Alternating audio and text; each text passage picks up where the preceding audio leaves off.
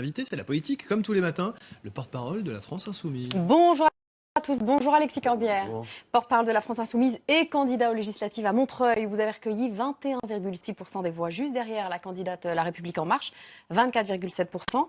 Le candidat communiste, qui avait obtenu 10%, a décidé de vous soutenir. J'imagine que vous appréciez que les communistes, à qui Jean-Luc Mélenchon avait fermé la porte, l'aient entrouverte pour vous finalement ? Oui, j'apprécie le geste. Nous aussi, on appelle à voter pour tous les communistes qui sont au deuxième tour. On appelle même à voter pour des députés PS frondeurs qui étaient clairs sur le code du travail. Mais je suis content, je l'ai salué, c'est un geste élégant. Il y a aussi un ancien maire communiste qui se présentait qui appelle à voter pour moi. Il y a une convergence. Il y a plein de personnalités qui ont pris position pour moi. Je pense à Noël Mamère, vous connaissez le député écologiste, Pascal Cherki, député PS. Plein de gens appellent à voter pour moi pour que ce ne soit pas une députée supplémentaire En Marche qui aille à l'Assemblée. En tout cas, vous avez réussi à passer devant tous les candidats de la gauche, Ouais. y compris le député PS sortant, Razia Madi. Mission accomplie, vous avez remplacé le PS. Mais c'est pas l'objectif. Moi, j'ai pas. C'est l'objectif que se donne Jean-Luc Mélenchon et la France Insoumise. C'était une façon, parce qu'il y avait une controverse qu'engageait Patrick Menucci. Mon objectif, je ne regarde pas tous les matins Solferino en me disant, je veux dire, je ne suis pas dans une polémique vis-à-vis du PS. J'essaie d'être utile aux gens en disant aujourd'hui, il faut une force humaniste, sociale, écologique pour la 6ème République, etc. Donc c'est comme ça que je me suis présenté aux électeurs. Moi, je n'ai souhaité aucune polémique avec qui que ce soit. En l'occurrence, en plus, Razia Madi est un homme tout à fait correct. Il y a une campagne digne. Moi, je trouve que c'était bien. Bon, il est, je crois que surtout sanctionné à l'image de beaucoup. C'est le point et la rose qui a posé problème. Et je crois qu'il y a une réflexion profonde sur l'effondrement de vieilles forces politiques. D'autres choses vont émerger, je l'espère, dans les années qui viennent. Nous, on y travaille avec la France Insoumise. Sur cette circonscription où Jean-Luc Mélenchon avait fait 40%, Oui. plus même 40% à la présidentielle, vous êtes à 3 points derrière la candidate La République En Marche. Vous y croyez encore ou ce sera dur ? Il faut toujours tout ça prendre au sérieux, c'est clair. Mais c'est une circonscription qui est très marquée par... voilà, c'est une terre de lutte, de solidarité, de fraternité. À gauche, si je puis dire, la logique, ce serait que ça tourne en ma faveur. Mais honnêtement, je prends très au sérieux et je félicite d'ailleurs la candidate d'En Marche. Alors sur un plan national, on a quand même l'impression d'un mauvais remake de la présidentielle. C'est la gauche éparpillée façon puzzle, le retour. Là, vous vous réunissez, mais enfin, vous auriez pu finir au départ. Non, mais pourquoi vous prenez par cet angle? L'élément.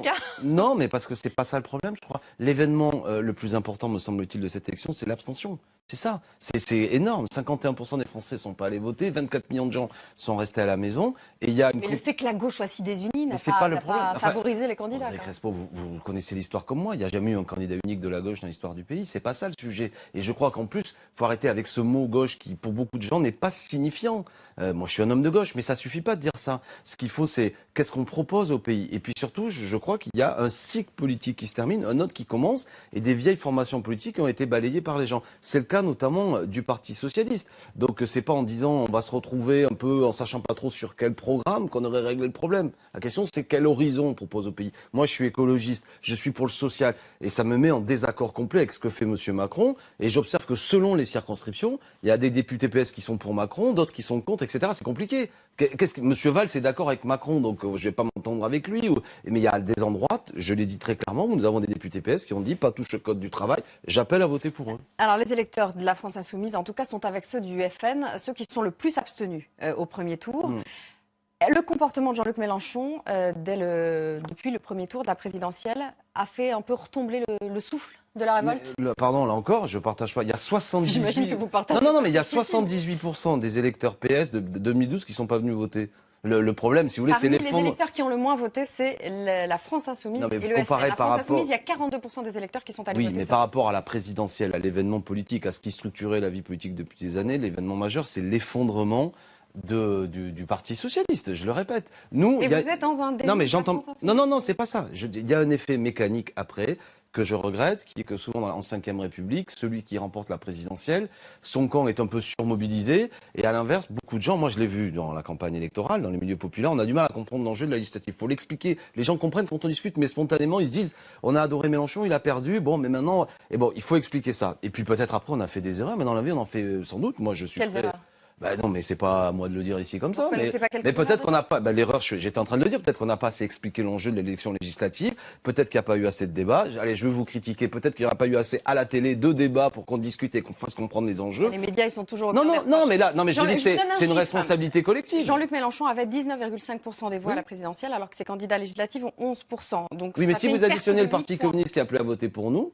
qui appelait aussi à vote. Bon, ça fait 11 plus 3, Oui, ça fait d'accord. 14. Mais sous l'étiquette La France Insoumise, il y a une perte de 8 points. Donc c'est soit Jean-Luc Mélenchon qui les a déçus, soit les candidats qui ne convainquent pas. Oui, ou soit ce phénomène général qui touche toutes les formations politiques, vous l'avez dit aussi le FN, qui a marqué particulièrement le PS, qui a marqué la droite, qui amène à ce que l'événement politique, c'est surtout que la moitié des électeurs ne viennent pas voter. C'est important. Les institutions, les gens n'y croient plus. Vous savez combien il a fait de voix, Emmanuel Macron? 6,3 millions. Ça veut dire à peine 15% des électeurs. Pour un triomphe, ça veut dire que 85% des électeurs sont pas venus voter pour lui. Alors nous aussi, on est impactés par ce reflux, mais je ne crois pas que M. Macron ait la capacité de dire « je suis majoritaire dans le pays ». Et je trouverais même un scandale démocratique que 80% de l'Assemblée nationale soit entre les mains d'un parti qui, je le répète, n'a mobilisé que 15% des électeurs. Votre stratégie pour les législatives a été claire. Vous avez souhaité nationaliser le discours. Vous avez beaucoup agité l'épouvantail loi travail, qui selon vous n'apportera que malheur. Ça marche toujours la stratégie Mais c'est de la peur. C'est pas un épouvantail. Vous voyez, j'ai critiqué la presse, je vais la féliciter. Grâce au travail du Parisien, de Libération, on sait ce qu'il y aura dans ce document, dans la réforme de la Code du travail. D'ailleurs, je m'inquiète que le ministère du Travail menace de porter plainte contre des journalistes. Alors que moi, je dis qu'il faut en discuter. Ça concerne des millions de salariés. Ça concerne les années qui viennent. Ça me concerne comme salarié, vous. Ça concerne nos enfants. Dans quel type de société on va vivre? Est-ce que désormais, on a un Code du travail qui permet de faciliter les licenciements, de baisser les salaires, de ubériser encore plus la société? Baisser les salaires. Un tweet de Jean-Luc Mélenchon. Macron a décidé d'augmenter la CSG. C'est une absurdité. Ça va coûter 250 € par an pour quelqu'un qui gagne 1 200 € par mois. Et c'est faux. C'est même le contraire. Les gens au SMIC qui vont toucher 250 € de plus par an avec la réforme fiscale d'Emmanuel Macron. Non. C'est une fake news. Non, pas du tout. Pour un retraité. Ah, les retraités. Là, je vous parle. Je sais pas comment il rédige. Non, mais Jean-Luc l'a dit clairement. Peut-être que le tweet est mal rédigé. Non, il est pas mal rédigé du tout. C'est pour quelqu'un qui gagne 1 200 € par mois. Et c'est faux. Les gens au SMIC qui toucheront 250 € de plus par an. Oui, d'accord. Mais enfin, attendez. Je répète. Mais c'est faux, donc. Non, mais là, je sais pas quoi vous. On a cessé de répéter clairement et que les gens comprennent mieux. Je sais pas qui a rédigé ce tweet, et franchement, on l'a dit clairement. Le tweet pour un retraité, peut-être qu'il est en train de... J'irai vérifier. On parle des retraités. Pour un retraité... Tweet du 3 juin. Non, mais c'est peut-être... Non, mais Audrey, je vous dis pas que vous mentez. Je vous dis ce qu'on dit. Et peut-être qu'il y a un tweet qui a mal exprimé la pensée de Jean-Luc. Mais on l'a dit clairement. Pour un retraité qui gagne plus une pension de 1 200 €, c'est pas beaucoup. Ça concerne 60% des retraités en France. Ils verront à la fin de l'année, ils devront payer au moins 250 € de plus. Moi, je ne crois pas que quand nos anciens gagnent 1 200 € de pension par mois, ils doivent, eux, participer au fait qu'on va baisser des cotisations, en quelque sorte, participer à la compensation de cette baisse des cotisations que prépare le gouvernement. C'est pas à nos anciens de payer. Et ça, c'est clair. Et ça, c'est pas une fake news. Parce que, attention, Audrey, ne participez pas... C'est 6 retraités sur 10 qui paieront 60%. Oui. Donc, ce chiffre est bon. Donc je dis vrai, Ouais. On parle des retraités. Bien sûr. D'accord. Moi, je des salariés, là. Oui, mais moi je pense que, vous savez, on pourrait discuter par exemple l'exemple de Carlos Ghosn est là, pour montrer que dans les entreprises du CAC 40, on a reversé beaucoup d'argent aux actionnaires, on n'a pas augmenté les salaires. Pour augmenter les salaires, on peut le faire autrement qu'en faisant payer nos anciens. Donc je ne suis pas d'accord avec la proposition de M. Macron. Vous devriez obtenir entre 8 et 18 sièges de députés. Ça va être compliqué de se revendiquer première force d'opposition, là, non? C'était l'objectif au point de départ. Mais vous, quand vous faites LCI, vous commencez en disant on se bat pour être la première chaîne d'information. Puis après, on voit. Moi, je suis rentré dans cette campagne en disant on veut être une force d'opposition, la première, majoritaire, pourquoi pas. Et on verra le résultat. Vous savez, ça fait 30 ans que je suis engagé dans la vie politique. On fait progresser les choses. C'est pas parce que les choses n'ont pas débouché comme on le souhaitait que pour autant on va arrêter de porter nos idées. Je crois qu'on est majoritaire sur le fait qu'il faut plus de justice sociale, plus d'écologie. Jean-Luc Mélenchon, il se voyait déjà imposer une cohabitation à Emmanuel Macron. Il va juste pouvoir imposer sa présence à l'Assemblée nationale s'il gagne. Si les électeurs le décident, oui, mais c'est déjà ça. Je vous rappelle que nous avions 0 député à l'entrée de cette campagne. Donc tous les amis qui rentreront à l'Assemblée nationale marqueront le succès. Et si on obtenait ce chiffre que vous dites de 18, je m'en contenterai largement et ce sera même une immense satisfaction. Si en plus j'en fais partie, ce serait vraiment, évidemment, par rapport au combat qu'on a mené, quelque chose qui ferait sens. Mais c'est pas fait, c'est aux électeurs d'en décider. En meeting à Marseille, Jean-Luc Mélenchon s'est dit épuisé. Je compte presque les jours pour que ce soit fini car je n'en peux plus. Il faudrait peut-être qu'il arrête le quinoa. Non, mais je veux dire, ça fait. Je vais même penser à Madame Nathalie Kosciusko-Morizet. Au bout d'un moment, c'est violent tout ça. C'est épuisant. Avec Jean-Luc, on a commencé la campagne le 10 février 2016. Nous, on est entiers dans l'engagement. Il ne s'agit pas de se plaindre, mais tout ça est fatigant. Et quand je vois même que NKM, même si bien sûr je partage pas ses idées, mais il y a cet épuisement, cette violence qui est inacceptable. Moi, je suis solidaire avec elle. Je le dis clairement. On va revenir sur Jean-Luc Mélenchon. Pardon, non, mais je veux dire que. Pour NKM, est-ce que vous pensez qu'on est passé justement du rejet des politiques à la haine des politiques? Non, mais il y a un rejet des politiques, il y a parfois même une haine. Moi, je le vois quand je vais dans les quartiers populaires, les gens sont en colère, ils le disent même, ils me prennent à partie, ils me tiennent pour responsable de choses contre lesquelles je lutte. Il faut l'accepter. Là, c'est autre chose, manifestement. Un homme qui, comme ça, bouscule une femme à la frappe, là, je veux dire, on est dans un comportement de goujat, de violence. Ils s'enfuient, hein. Oui, en Ouais. plus, qui est un lâche quand on voit quelqu'un tomber. Bon, bref. Puis, je veux dire, en plus, Nathalie Kosciusko-Morizet, elle se bat avec ses idées. Enfin, je veux dire, on peut contester, me semble-t-il, ses idées. Moi, j'ai eu l'occasion une fois de débattre avec elle, une femme de conviction. On a le droit de pas être d'accord avec elle, c'est mon cas, mais comme ça, cette bousculade, c'est abject. Et puis le monsieur, on est quand même dans un quartier cossu. On n'est pas manifestement face à quelqu'un dont on pourrait dire il a une telle situation de misère qui crie, comment dirais-je, une forme de colère. Là, on est quand même dans quelqu'un qui, socialement, ne doit pas... Enfin bon, voilà, c'est inacceptable. De toute manière, la violence physique est inacceptable. Revenons à l'épuisement de Jean-Luc Mélenchon. Est-ce qu'il pense passer la main? Mais arrête, vous m'avez déjà posé la question la dernière fois. Non, mais il faut pas, il faut qu'il continue à nous aider parce que c'est une locomotive fantastique. Écoutez, mettez-vous à la place on est en campagne. Je sais pas combien de meetings il a enchaîné.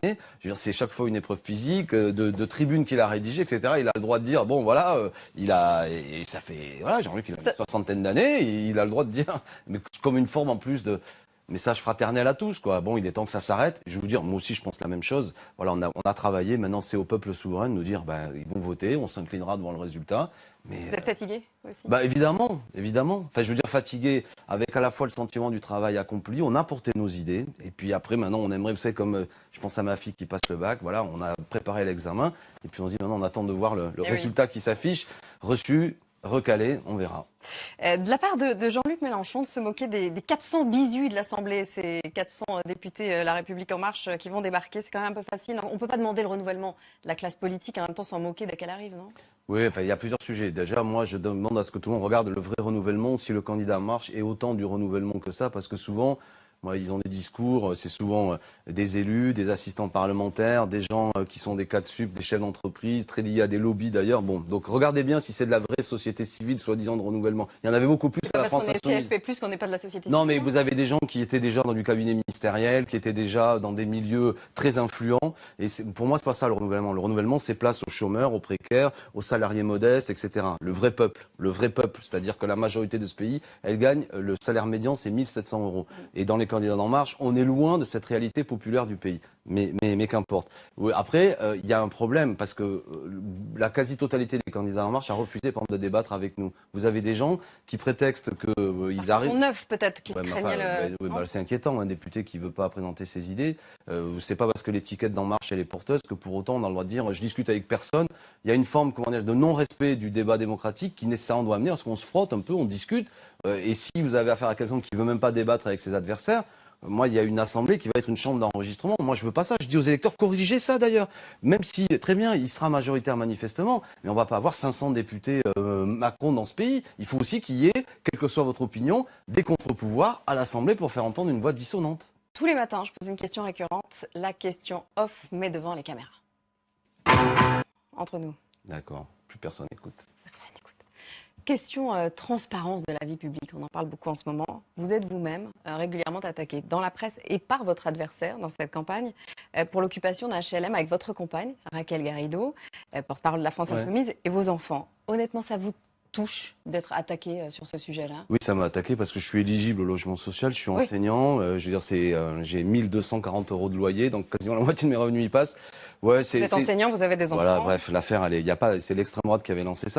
Mais d'ailleurs, je pense pas que mon adversaire m'attaque là-dessus parce qu'elle-même, elle est en logement social. Donc, j'espère qu'elle n'utilise pas ça comme argument, ce serait baroque. Mais la vous voyez... presse Pardon. Mais de toute façon, c'est moi le premier qui avait dit, c'est pas la même chose ma situation à moi que certaines personnes qui avaient été ministres, qui se retrouvaient dans des logements de la ville de Paris, où là c'était choquant. Moi j'ai aucun patrimoine, j'ai zéro. Et franchement, je veux dire, les gens qui habitent dans mon immeuble sont tous comme moi, des enseignants, des policiers, des fonctionnaires, etc. Donc il n'y a pas d'affaire, il y a même au contraire la démonstration que je vis avec ma classe sociale. Vous savez, à Paris, 80% des Parisiens sont éligibles au logement social parce que voilà quoi, c'est tout à fait normal, légal. Mais moi, il faut se battre sur les idées, pas sur les trucs crapoteux. Et puis les vrais privilégiés, ils sont pas du côté de chez nous, c'est pas mon cas. Merci beaucoup, Merci Alexis Corbière.